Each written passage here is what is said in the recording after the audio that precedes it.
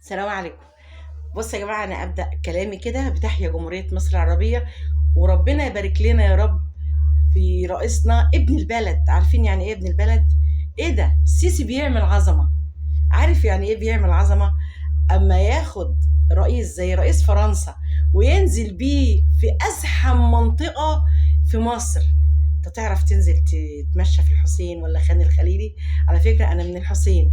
صعب قوي إن أنت تمشي في المنطقة دي من غير ما اللي رايح يخبط فيك واللي جاي يخبط فيكوا.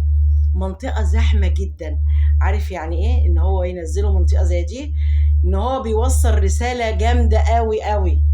يا جماعة، أنا في وسط بلدي، وفي وسط منطقتي، وفي وسط شعبي، ومحمي بيهم، ومش محمي بجيشي بس، ده احنا كلنا كده حواليك.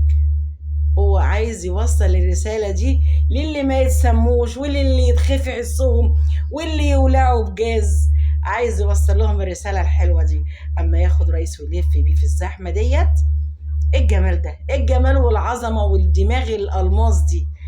وبعدين بعد كده يركبوا المترو، وبعدين يقعدوا في وسط البلد ويقعد على القهوة ايه ده؟ وبعد كده يطلع بيه على العريش ويخليه يشوف الفلسطينيين اللي هم عايزين يهجروهم موجودين عندنا وبيتعاملوا ازاي. بيتعمل لهم عمليات وعايشين احسن عيشة ومتراعيين، وهم بلسانهم بيقول الكلام ده. فعايز يعرف الراجل اللي جاي من هناك، تعال اتفرج، الناس اللي عايزين يهجروهم احنا شايلينهم فوق راسنا. عارف ليه؟ عشان مصر ام الدنيا، وهتفضل طول عمرها ام الدنيا. وعايزه اقول لك ان انا فخوره لدرجه ما تتوصفش. اما كنت بشوف الفيديو دوت والناس اللي ايه ده، ايه ده؟ عظمه. على فكره الرسائل ما بتكونش رسائل حرب ولا مش عارف ايه. لا لا لا لا، في رسائل كده بتبقى عامله زي الضرب تحت الحزام او الخبط على النافوخ.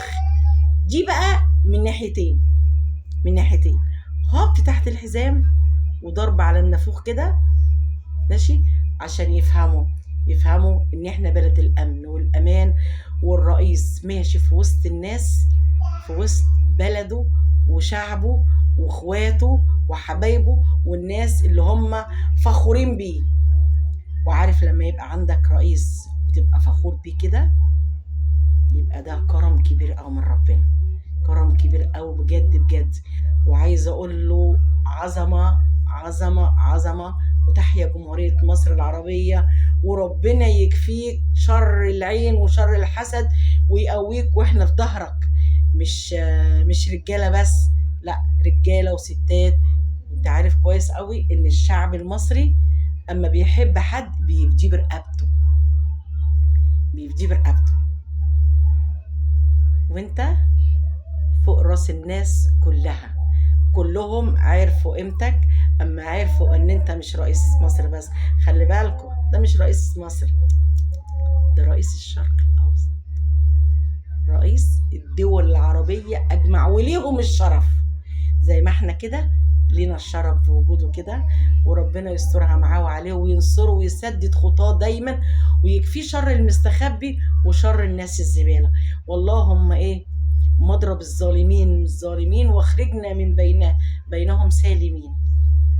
وعظيمة يا مصر، عظيمة يا مصر، بناسك وأهلك ورئيسك، وتحيا الجيش والشعب والرئيس. السلام عليكم.